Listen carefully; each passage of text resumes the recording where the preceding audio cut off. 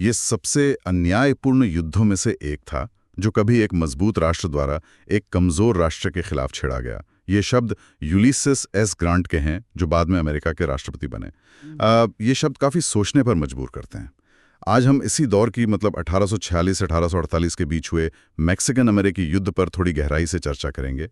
हमारा स्रोत का आधार है मैक्सिकन अमेरिकी युद्ध, एक अनुचित आक्रमण लेख के कुछ अंश।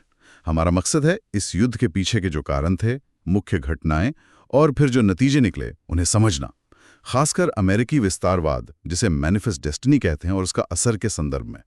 ये विश्लेषण यूपीएससी उम्मीदवारों के लिए, मेंस और प्रीलिम्स दोनों के लिहाज से, और इतिहास में रुचि रखने वाले किसी भी व्यक्ति के लिए काफी अहम हो सकता है। तो चलिए इस पर बात करते हैं। जी बिल्कुल, ये सिर्फ आप कह सकती हैं सरहदों की लड़ाई भर नहीं थी, इसमें कई चीजें उलझी हुई थी। अमेरिका की वो मैनिफेस्ट डेस्टिनी वाली विचारधारा, हाँ, कि ईश्वर ने उन्हें पूरे महाद्वीप पर फैलने के लिए चुना है, कुछ ऐसा ही ना? जी हाँ बिल्कुल। और साथ ही दक्षिण में दास्ता फैलाने की इच्छा भी थी। और ये भी नहीं भूलना चाहिए कि मेक्सिको खुद अंदरूनी तौर पर काफी अस्थिर था। अस्थिर मतलब राजनीतिक या आर्थिक रूप से? दोनों ही तरह से। देखिए, मेक्सिको 1821 में स्पेन से आजाद तो हो गया था, पर आर्थिक रूप से वो काफी कमजोर था। अच्छा, और इसी कमजोरी का नतीजा था कि मेक्सिको ने टेक्सास जैसे अपने उत्तरी इलाकों में एंग्लो अमेरिकी लोगों को बसने दिया। हाँ, बसावट को प्रोत्साहन दिया, लेकिन ये लोग अपने साथ दास्ता की प्रथा भी ले आए, जिसे मेक्सिको तो खत्म कर चुका था। तो यहीं से टकराव शुरू हुआ। बिल्कुल, इसी वजह से टेक्सास क्रांति हुई 1835-36 में। इसमें अलामो और गोलियार नरसंहार जैसी दुखद घटनाएं हुईं, और आखिर में सैन जैसिंटो की लड़ाई हुई, जहां मेक्सिकन राष्ट्रपति सांतान अन्ना पकड़ लिए गए। और फिर उनसे जबरदस्ती संधि पर हस्ताक्षर करवाए गए। हाँ, दबाव में सांताना ने एक संधि पर दस्तखत तो कर दिए, जिससे टेक्सास की आज़ादी का रास्ता साफ होता दिखा, लेकिन मेक्सिकन कांग्रेस ने इसे कभी मंजूरी नहीं दी, तो वो मामला एक तरह से लटका ही रहा। और उधर अमेरिका क्या कर रहा था? वो तो पहले से ही टेक्सास पर नजर गड़ाए बैठा था। जी, अमेरिका इसे अपनी मैनिफेस्ट डेस्टिनी को पूरा करने के एक बड़े मौके के तौर पर देख रहा था। राष्ट्रपति टाइलर और फिर जेम्स के पोल्क ने टेक्सास को अमेरिका में मिलाने की कोशिशें तेज कर दी। इसमें दक्षिणी डेमोक्रेट्स का काफी दबाव था, जो दास्ता के समर्थक थे। और दिसंबर 1845 में टेक्सास अमेरिका का हिस्सा बन भी गया। इसी बात पर मेक्सिको भड़क गया होगा। जाहिर है, मेक्सिको ने इसे एक शत्रुतापूर्ण कदम माना, और फिर सीमा को लेकर भी झगड़ा शुरू हो गया। हाँ, वो न्यूएसिस नदी बनाम रियो ग्रांडे वाला विवाद है ना? जी, टेक्सास कहता था सीमा रियो ग्रांडे नदी है, जबकि मेक्सिको न्यूएसिस नदी को मानता था, जो काफी उत्तर में थी। लेकिन राष्ट्रपति पोल्क की नजरें सिर्फ टेक्सास पर नहीं थीं, वो तो न्यू मैक्सिको और कैलिफोर्निया भी चाहते थे। अच्छा, तो उन्होंने खरीदने की कोशिश की होगी? हाँ, उन्होंने जॉन स्लिडन नाम के एक दूत को मेक्सिको भेजा था, पर मेक्सिको ने साफ मना कर दिया। तो क्या ये मिशन फेल होना ही युद्ध का कारण बना, या पोल्क शायद पहले से ही तैयार थे? ऐसा लगता तो है, क्योंकि स्लिडन के नाकाम होते ही पोल्क ने तुरंत जनरल जैकली टेलर को सेना के साथ उस विवादित इलाके में भेज दिया। मतलब रियो ग्रांडे नदी तक? जी हाँ बिल्कुल, रियो ग्रांडे तक। और फिर अप्रैल 1846 में जब मैक्सिकन सेना ने वहां गश्त कर रहे अमेरिकी सैनिकों पर हमला किया, जिसे थॉर्नटन अफेयर कहते हैं, तब पोक को बहाना मिल गया। हाँ, उन्होंने कांग्रेस से कहा, अमेरिकी धरती पर अमेरिकी खून बहाया गया है, बस युद्ध का ऐलान करने का रास्ता साफ हो गया। इसके फौरन बाद पालो ऑल्टो और रेसाका डिला पाल्मा की लड़ाइयां हुई, और 13 मई 1846 को अमेरिका ने युद्ध की घोषणा कर दी। जी, हालांकि विग पार्टी जैसे कई लोग इसके खिलाफ थे, उन्हें ये विस्तारवाद और दास्ता फैलाने की कोशिश लग रही थी। लेकिन युद्ध शुरू होते ही अमेरिकी सेना ने तेजी से न्यू मैक्सिको और कैलिफोर्निया पर कब्जा करना शुरू कर दिया, जैसा पोल्क चाहते थे। हाँ, जनरल कॉनी ने तो सांता फे पर बिना लड़े ही कब्जा कर लिया।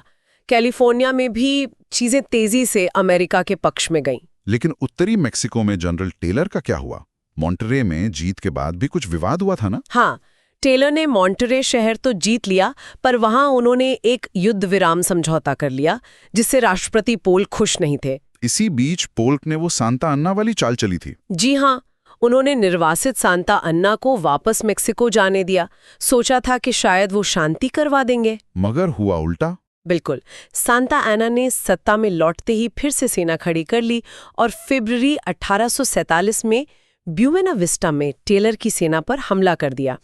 टेलर की सेना संख्या में कम थी, लेकिन उन्होंने मोर्चा संभाले रखा और सांता आना को पीछे हटना पड़ा।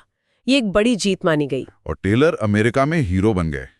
लेकिन युद्ध अभी खत्म नहीं हुआ था। नहीं, पोल्क ने अब दूसरी तरफ से हमला करने का फैसला किया, जनरल विनफील्ड स्कॉट के नेतृत्व में। हाँ, वो वेराक्रूज पर समुद्री रास्ते से हमला और फिर मेक्सिको सिटी की तरफ बढ़ना। जी, रास्ते में सेरो गोर्दो, कॉन्ट्रेरास, चुरुबुस्को जैसी कई अहम लड़ाइयां हुई।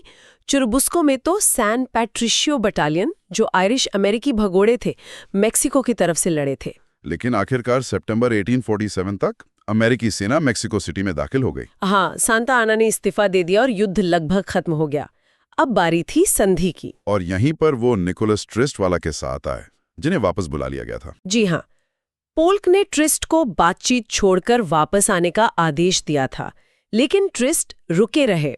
उन्होंने आदेश नहीं माना और फरवरी 1848 में ग्वाडालुपो हिडाल्गो की संधि पर दस्तखत कर दिए।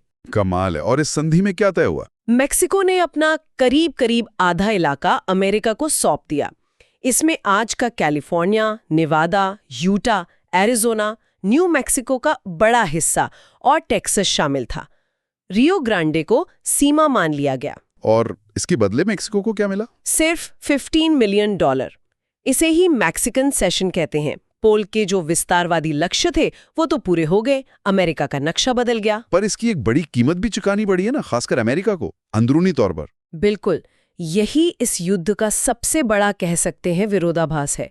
अमेरिका ने जमीन तो जीत ली, लेकिन ये जो नई जमीन मिली, मैक्सिकन सेशन, इसमें दास्ता लागू होगी या नहीं, इस सवाल ने उत्तर और दक्षिण के बीच की खाई को और गहरा कर दिया।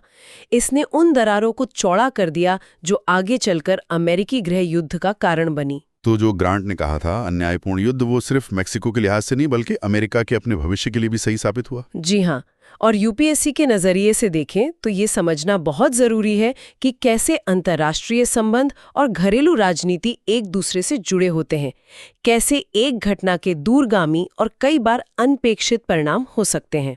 तो आखिर में ये सब क्यों मायने रखता है?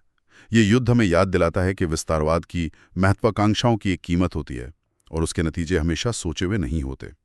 श्रोताओं के लिए एक विचार छोड़ जाते हैं, क्या मैनिफेस्ट डेस्टिनी जैसी राष्ट्रीय महत्वाकांक्षाएं इतनी जरूरी हो सकती हैं कि उनके लिए पड़ोसी देशों से रिश्ते बिगाड़ लिए जाएं और देश के अंदर ही गहरे मतभेद पैदा कर लिए जाएं? अगर आपको ये चर्चा उपयोगी लगी हो तो कृपया लाइक और सब्सक्राइब करें। यूपीएससी या इस विषय से जुड़े अगर कोई प्रश्न या विचार हो तो नीचे टिप्पणी में जरूर साझा करें।